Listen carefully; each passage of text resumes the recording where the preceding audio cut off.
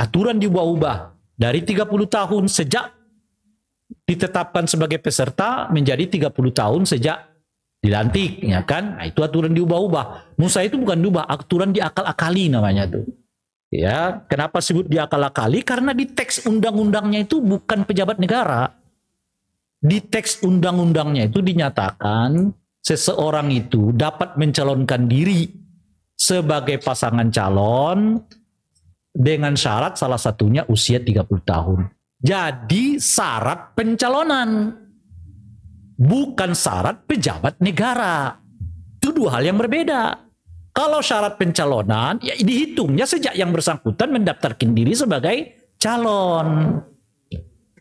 Kalau syarat pejabat negara, dihitung sejak yang bersangkutan dilantik sebagai pejabat negara.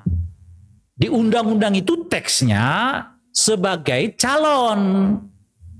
Calon kepala daerah dan wakil kepala daerah itu minimal untuk tingkat gubernur, minimal usianya adalah 30 tahun. Calon. Berbeda dengan pendekatan hukum, pendekatan kita di lembaga pemantau ini, di civil society ini ya, pemilu 2024 itu masuk kategori adalah pemilu terburuk sepanjang sejarah reformasi. Tadi udah disebutkan oleh Bung Jerry gitu.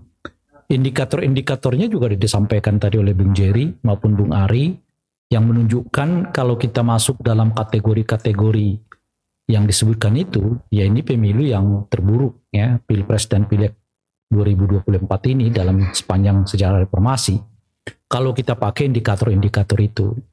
Nah, cuman ketika itu disampaikan ke majelis hukum atau ke pengadilan dalam hal ini Mahkamah Konstitusi, seperti kita ketahui Mahkamah Konstitusi menyatakan nggak bisa dibuktikan semua pernyataan-pernyataan ini gitu. Inilah bedanya pendekatan hukum dengan pendekatan sosiologis ala elemen-elemen civil society. Kalau elemen civil society itu ya gejalanya dilihat gitu. Prakteknya dilihat gitu. Nah, kalau pendekatan hukum kan harus ada barang bukti gitu. Bansos itu bisa disebut mempengaruhi hasil kalau misalnya orang terima bansos lalu dia mengatakan karena bansos saya pilih gitu. Misalnya begitu ya kan. Itu pendekatan berarti terbukti bahwa bansos itu punya efek terhadap elektoral gitu kira-kira. Nah, atau misalnya si pemberi mengatakan kepada si orang yang diberikan bahwa ini bukan gratis loh ya, bansos ini diberikan sengaja kepada kalian supaya kalian milih anak saya gitu. Nah, itu pendekatan hukum dan itu nggak akan terjadi kan gitu. Atau mungkin ada WA dari pemberi bansos kepada orang yang menyalurkan bansos supaya orang diingatkan agar milih anaknya, ponakannya, suaminya, istrinya, macam-macam dan sebagainya. Nah, itu model pendekatan yang dilakukan oleh MK. MK itu mengatakan nggak bisa terbukti nih bansos karena mana ada orang yang mengatakan bahwa dia terima dia milih si A itu karena dia terima bansos, kan nggak ada gitu. Kan nggak ada juga WA, surat, ya, pernyataan yang menyebut bahwa bansos ini sengaja disebarkan karena si pemberi butuh suara gitu, kan nggak ada gitu. Nah, karena nggak ada itu maka Hakim MK berkeyakinan ya setidaknya 4 dari yang 3 ya 5/3 ya 5/3 itu mengatakan nggak terbukti nih gitu. Nah, oleh karena itu ya sampai kapanpun kalau pendekatannya begitu nggak akan bisa terbukti apa yang disebut dengan politik identitas. Yang uniknya itu adalah MK-nya gusar pada soal apa yang disebut dengan politik uang. Padahal prakteknya sama gitu. MK-nya negur Bawaslu karena dianggap kenapa Bawaslu nggak tegas kepada praktek politik uang. Pertanyaannya sebetulnya kepada Hakim Konstitusi, gimana buktiin bahwa terjadi praktek politik uang? Kan orang itu kasih duit kepada si pemilih, nggak mungkin dia pilih saya, kan nggak ketemu kata Bawaslu. Maka inilah laporan paling sedikit terkait dengan politik uang sepanjang sejarah. Iya, Bung Jerry. Paling sedikit nih tahun ini di pemilu ini praktek politik uang kata Bawaslu paling sedikit sepanjang sejarah. Gitu. Kata Bawaslu. Karena lagi-lagi pendekatannya begitu. Ada nggak kalimat yang mengatakan bahwa supaya dia dipilih? Kagak ada. Ada nggak si pemberi yang mengatakan, woi saya kasih ya 500.000, 600.000, jangan lupa di TPS coblos saya. Kagak ada. Transfer, pesannya begini ya, nggak ada. Tapi uniknya MK itu mengatakan, ini Bawaslu ngapain aja sih kerjanya? Kok nggak tahu ini praktek politik uang katanya merajalela di luar. Loh kan Bawaslu sama cara berpikirnya dengan KPU, dengan MK. MK nggak bisa buktiin karena nggak ada bukti transfer, nggak ada pernyataan, nggak ada WA, nggak ada foto yang memperlihatkan ada bagi-bagi bansos untuk kepentingan pemenang tertentu. Ya seperti itulah Bawaslu juga bekerja dan akhirnya nggak ada yang disebut dengan politik uang, nggak ada yang disebut dengan bansos. Apa yang bisa kita prediksi? Ya 2024 di pilkada ini juga akan berlaku hal yang sama. Ketika seseorang mikul-mikul beras dari si calon gubernur, dari rumahnya si calon bupati wali kota, nggak usah ditegur Pak. Nggak usah ditegur oleh kita. Kenapa? Karena sudah dinyatakan itu tidak bisa dibuktikan sebagai praktek politik uang kata MK dan juga kata Bawaslu. Nah ini makanya lembaga-lembaga pemantau ini siap bangkrut lah semua. Nggak ada lagi yang diawasin. Praktek politik uang nggak ada terjadi kata MK. Bansos nggak terjadi kata MK. Padahal karena praktek bansos itu begitu halusnya, maka dibuatlah ketentuan. Di dalam undang-undang pilkada itu apa ketentuannya? 6 bulan sebelum pelaksanaan pilkada dimulai, maksudnya hari hanya, nggak boleh itu ada ketentuan yang mengakibatkan keuntungan terhadap si calon, dalam hal ini petahana. Misalnya apa keuntungan itu? Yaitu menaikkan belanja bansos. Karena praktek menaikkan belanja bansos itu agak lazim sebelumnya di pilkada-pilkada kita. Misalnya tiap tahun tuh bansosnya cuma 2 miliar. Misalnya ya, per kabupaten. Di satu kabupaten atau 2 kabupaten. Begitu masuk pilkada, naik jadi 20 miliar. 100% kenaikannya. Dan itu lumrah. Sangat ketahuan tuh kenaikan bansos di pilkada itu, di tahun pilkada itu, erat kaitannya dengan kepentingan si petahana untuk mendapatkan simpati masyarakat. Melihat gejala itu sangat umum dahulu, maka dibuatlah ketentuan yang menyatakan nggak boleh ada satu produk politik yang dapat dibuat keputusan yang dapat menguntungkan si petahana.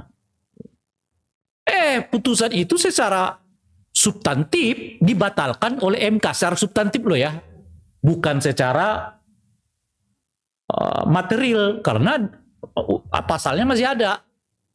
Tapi dengan cara berpikir MK dan Bawaslu itu gimana buktiinnya sekarang?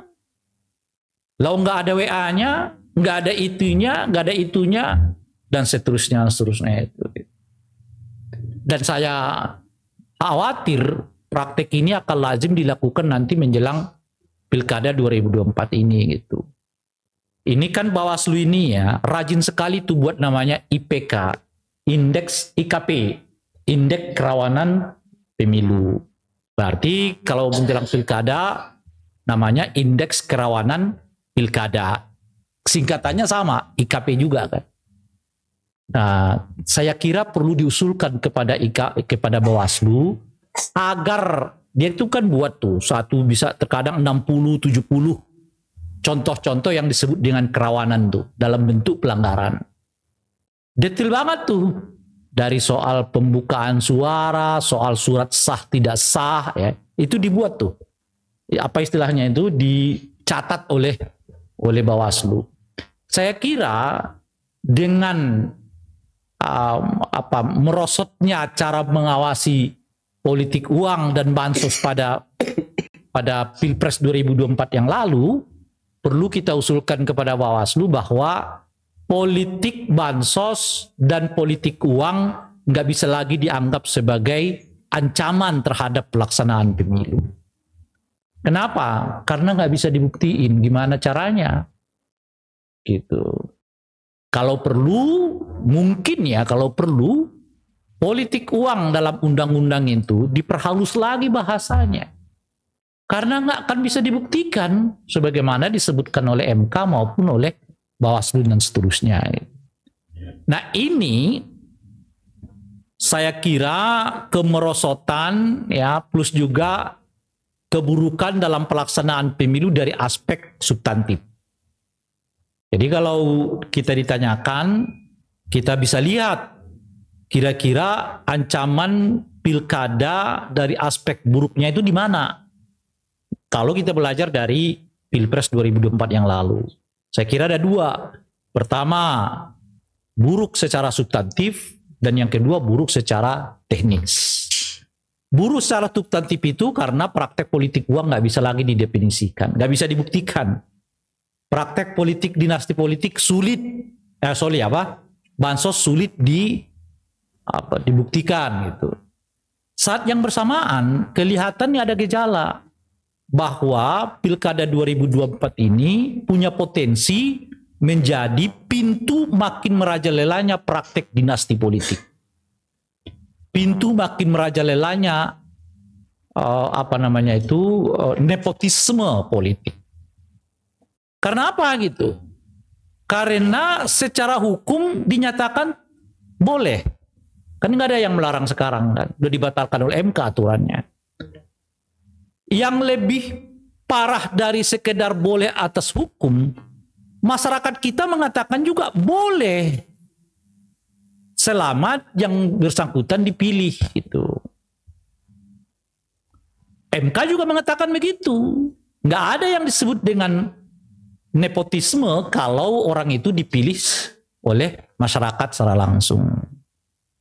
Apa artinya? Artinya kita sedang membuka pintu seluas-luasnya bagi munculnya praktek nepotisme atau dinasti politik.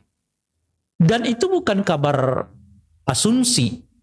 Kalau kita lihat sekarang yang akan maju-maju nih, coba cek bapak-bapak ibu sekalian tuh, di daerah Anda, di kabupaten Anda, di kota Madi Anda, di provinsi Anda.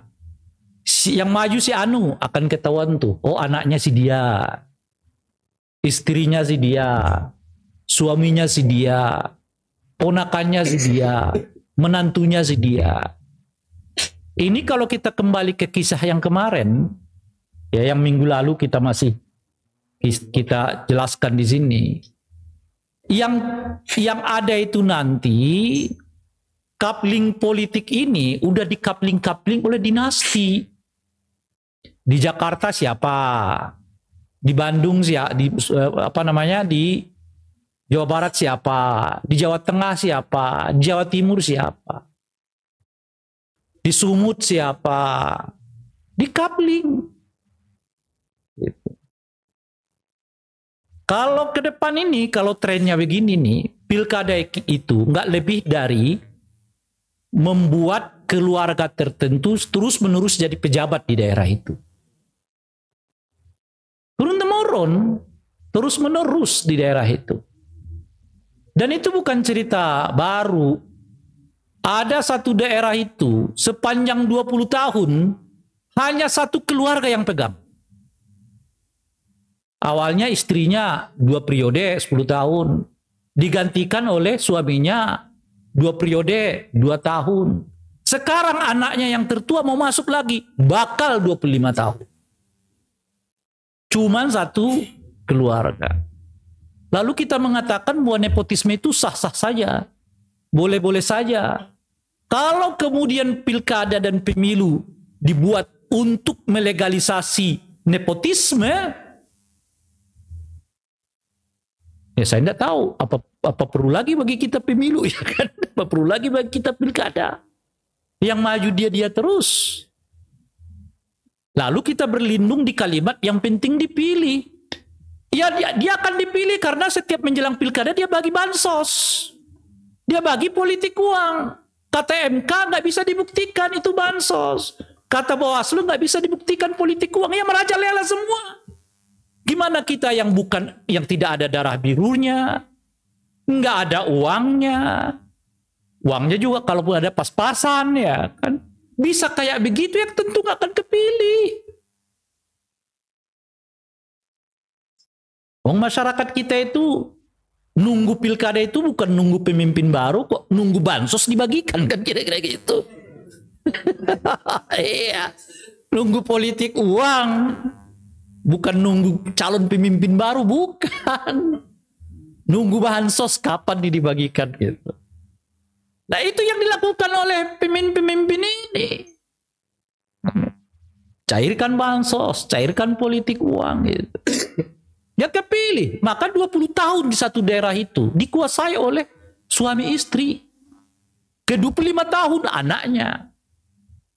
Ya kan? Anaknya 10 tahun. Berarti 30 tahun. Cucunya udah gede. Ya kan? Masuk lagi cucunya 25 tahun. Hah? Mungkin mantunya dulu ya, nyebar sebentar dulu ke mantu gitu. Mantu dulu sebentar, dia jadi. Lalu kita mau mengatakan, yang penting dipilih. Sekarang bukan hanya politik yang mereka kuasai, sektor ekonomi pun mereka kuasai. Dirut BUMN siapa? Ya ponakannya si Anu, anaknya si Anu, ya kan? Menantunya si Anu, istrinya si Anu, suaminya si Anu. Komisaris punya siapa yang pegang sekarang? Ya sama. Jadi dua hal penting di Republik ini sekarang, yaitu hajat politik itu penting secara ruhani bagi warga negara, hajat ekonomi itu penting karena demi kepentingan tubuh manusia, itu semuanya dikuasai oleh dinasti maupun ya nepotisme politik itu. Lalu kita ke bagian apa yang saya jelaskan dulu, ke bagian buka lapak, ke bagian buka warung, jualan nasi uduk. Benar nggak itu? Benar nggak itu? Mohon maaf Bapak sekalian, lihat aja sekarang. Warung di mana dempet-dempetan. Siapa yang beli kita udah bingung juga. Semua orang buka warung. Mohon maaf, tiap pagi kalau kita jalan, nasi uduk dempet-dempetan. Kita udah bingung ini yang beli siapa gitu. Kenapa itu? Ya karena nggak ada lagi pekerjaan. Pekerjaan yang secara tradisional ini selalu ini kita kerjain digantikan oleh mesin. Kalau ada tenaga ahli digantikan oleh dinasti.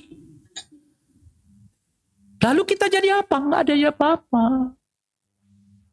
Paling hebat ya ya kalau saya ya dari dulu udah lihat ini lebih baik bertani, saya bertani sekarang ya kan. Kalau bertani kan ajak pejabat nggak mau ya kan. Nggak ada kalau bertani ajak pejabat nggak mau, berkuasa dia mau, di BUMN dia mau, tapi kalau disuruh petani nggak mau. Ya saya di situ aja. Ya alhamdulillah nggak ada yang ganggu kalau kita bertani ya kan, meskipun ditim terus sama impor gitu. Jadi bertaninya dia nggak mau, tetapi jual berasnya dia mau gitu ya. Cara dia jual berasnya impor dari asing, bukan beli beras kita gitu. Sebenarnya itu yang kita alami. Itu bahaya substansinya. Dan kemudian situasi itu diperparah lagi oleh putusan Mahkamah Agung. Yang lagi-lagi ya kan, putusan itu tepat dalam konteks supaya semua warga negara mungkin diperkenankan terlibat di dalam pelaksanaan pilkada. Tapi kurang tempat karena itu kurang radikal.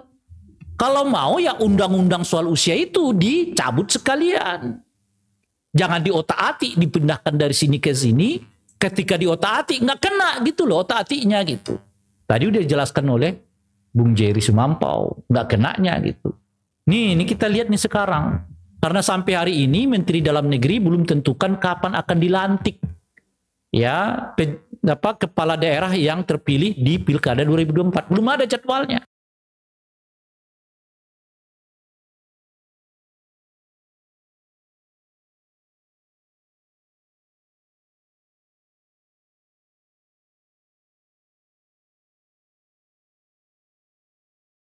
belum buat keputusan soal kapan akan dilantik, gimana KPU ngitung usia orang coba? Sementara 27, 29 udah ditetapkan kan pasangan calon. Belum ada jadwal kapan mau dilantik. Itu satu tuh. Gimana ngitungnya? Orang ini usianya pas pelantikan 30 tahun. Ngitungnya gimana gitu loh. Nah itu satu. Yang kedua kita lihat juga. Kalau jadwal yang dibuat oleh Menteri Dalam Negeri yang sekarang, ya jadwal pelantikannya persis membuat seseorang lolos dari jeratan 30 tahun, skenario tentang putusan Mahkamah Agung itu untuk memuluskan putra mahkota makin kuat. Taruh misalnya, ini sebagai contoh, bisa dipahami nggak begitu? Kalau dibuat tanggal 1, taruhlah misalnya ya, tanggal 1 Februari, misalnya begitu ya, kenyataannya usia yang bersangkutan masih 29 tahun. Contoh tuh, 29 tahun atau 30 tahun kurang 5 hari. Misalnya begitu ya. Artinya terhitung 29 tahun. Nggak sah kan? Ya. Karena itu dimundurkan tanggal pelantikan tanggal 8. Kalau ya tanggal 8 berarti 30 tahun lewat 3 hari lolos. Nah kita akan lihat nih putusan Menteri Dalam Negeri. Ya kan? Seperti apa nanti nih? Hah? Iya akan kelihatan nanti. Kalau tanggalnya lewat beberapa hari dari usia 30 tahun, makin kuatlah asumsi orang bahwa memang putusan itu salah satunya adalah untuk memuluskan jalan putra mahkota. Paham saya gitu ya. Yang susah nanti ditebak itu, tiba-tiba Pak Prabowo mengatakan, Menteri Dalam Negeri yang sekarang mengatakan tanggal 10 ya, Februari kita akan lantik katanya. Tiba-tiba Pak Prabowo mengatakan jangan 10 deh. Tanggal 3 aja kata dia. Tanggal 3 saja. Kalau Pak Prabowo mungkin senangnya hari Senin ya kan? Yang ini hari Rabu gitu loh ya kan. Yang ini hari Rabu, ini hari Senin gitu ya. Kita majuin aja tanggal 2. Begitu kata Pak Prabowo tanggal 2 dilantik, dihitung lagi. Nggak lolos tuh orang. Padahal sudah menang. Kan repot. Gitu. Karena ketentuan untuk menjadwalkan pelaksanaan penetapan itu boleh dilakukan oleh presiden yang sekarang, tetapi tetap di presiden sesudahnya yang akan lantik. Ya tergantung dia juga. Wah kalau hari Rabu aku nggak mau. Itu kesukaan Presiden Anu kata dia ya kan. Nah, kita ya pakai hari lain lagi. Senin gitu. Jangan hari Jumat. Karena Jumat punyanya KPK. Ya kan? kita pakai hari yang lain kata dia. Begitu hari lain itu dihitung. Yang bersangkutan 30 tahun kurang 1 hari. Ya kan? 21 tahun kurang 30 tahun kurang 1 hari. Itu gimana tuh? Padahal udah ditetapkan sebagai pemenang. Repot lagi kan dan sebagainya.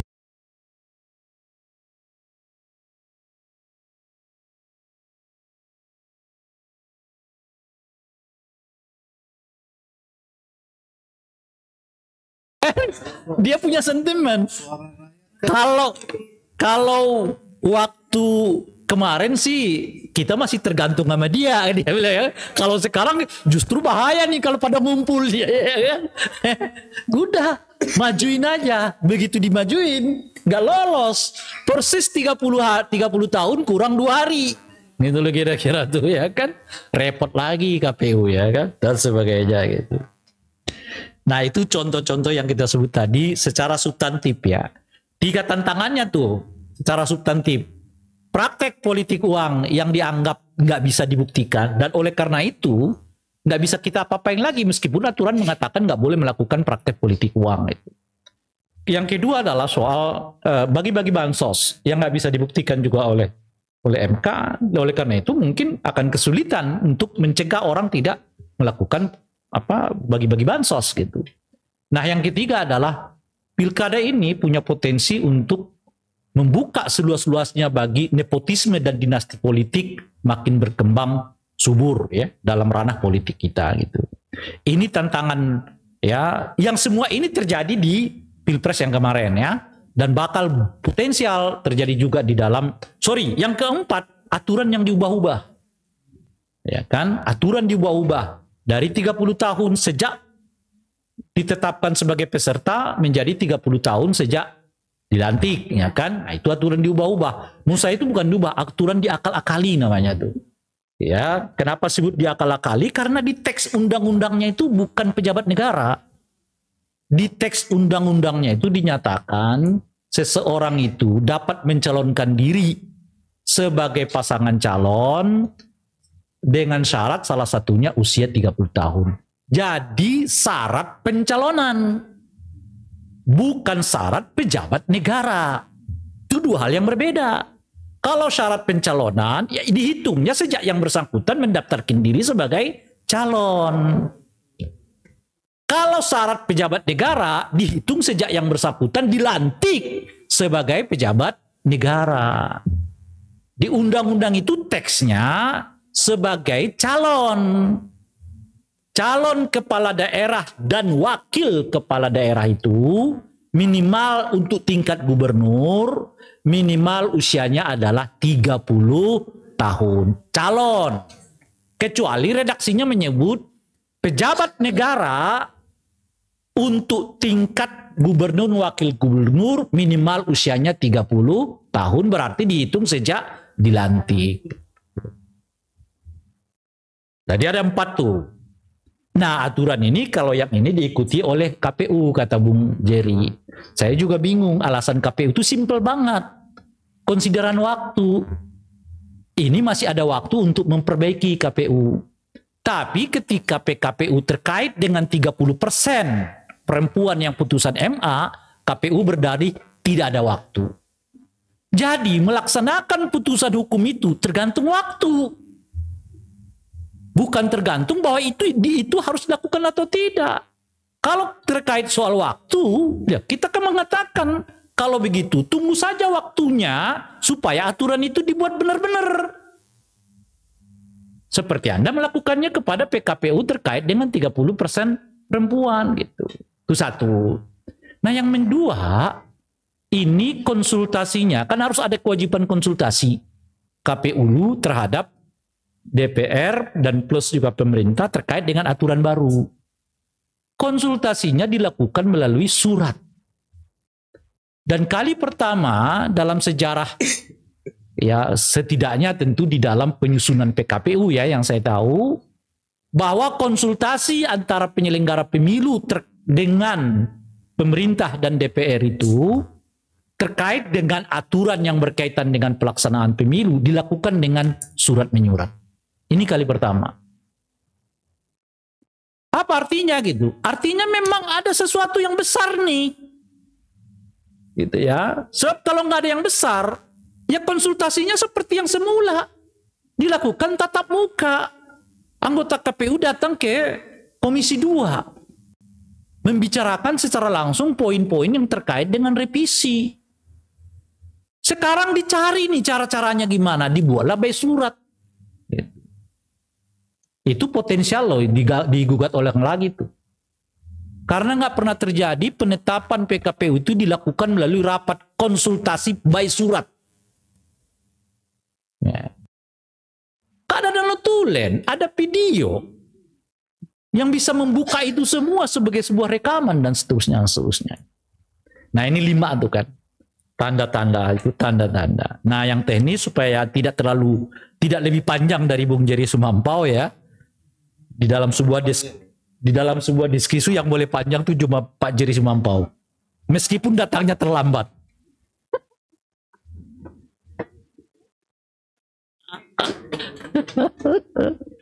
Nah, saya juga dalam kondisi yang gak terlalu yakin pada kinerja kawan-kawan Bawaslu dan pada tingkat tertentu soal sikap apakah kawan-kawan penyelenggara pemilu ini dan pilkada ini integritasnya benar-benar dijaga.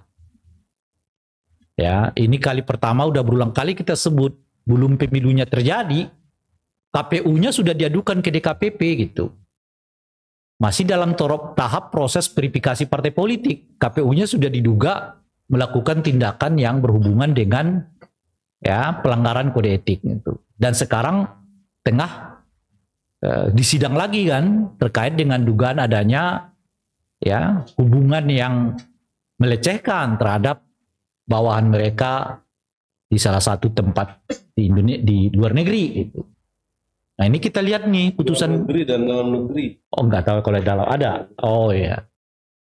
Lebih hebat Luar lagi tuh. dalam ini. Luar dalam ini lebih hebat lagi. Nah ini kita tunggu nih putusan DKPP-nya. Kan DKPP-nya Sami Mawon udah dibuat putusan terakhir pertama. Nah ini kita akan tunggu. Ini terakhir yang terakhir dari terakhir. Nah ini mungkin nanti putusannya begitu tuh. Kita nggak tahu nih. Jadi nggak ada putusan yang benar-benar bisa memberi sanksi gitu. Nah ini mengapa ini bisa terjadi? Saya kira di forum ini juga pernah kita sampaikan. Saya pernah menyampaikan bahwa KPU dan Bawaslu kita yang sekarang adalah petugas Komisi 2. Ingat, saya pernah menyampaikan itu. Kalau ada istilah petugas partai, ya kan, penyelenggara pemilu ini saya sebut sebagai petugas Komisi 2 gitu. Kenapa? Karena tanda kutip mereka takutnya cuma Komisi 2. Kalau diteriakin oleh elemen civil society kayak kita, mereka nggak peduli. Alih-alih peduli, Bung Jerry nggak pernah diundang lagi gitu loh kira-kira kan. Sebagai pakar politik di Indonesia dan pemantau gitu. Diasingkan. Tapi memang takdirnya, dan itu pilihannya Pak Jerry, makanya kan organisasinya tepi kan. Selalu ditepikan ya kan. Ya ini bukan pilihan hidup dia. Dia kan memilih tepi kata dia ya kan. Organisasinya tepi, jadi tepikan terus ya kan. Kalau kita melingkar aja ya kan. Sama juga ternyata tuh melingkar-lingkar di situ ya kan. Nah jadi mau diapain lagi, itu pilihannya gitu. Nah, ini masih ingat tuh. Saya mengatakan, saya katakan itu. Kalau ada istilah petugas partai, maka ada istilah petugas Komisi 2. KPU dan Bawaslu ini dan DKPP istilah saya adalah petugas Komisi 2 itu. Karena apa kata Komisi 2 mereka ikut. Tapi apa yang disebut, diminta, diinginkan dan disuarakan oleh kawan-kawan pemantau, mereka abaikan. Itu. Soal 30% perempuan, mereka abaikan karena Komisi 2-nya setuju, nggak usah diubah dulu, pakai pengendalian yang sekarang, kan kira-kira begitu saat itu. Nah sekarang, elemen civil society mengatakan, nggak usah deh putusan MA itu diberlakukan sekarang, nanti aja. Kan tahapan sedang berlangsung. Nah mereka ternyata nggak mau dengar, karena Komisi 2-nya mengatakan, ubah aja gitu loh kira-kira. Ya kan? Terima kasih, Assalamualaikum warahmatullahi wabarakatuh.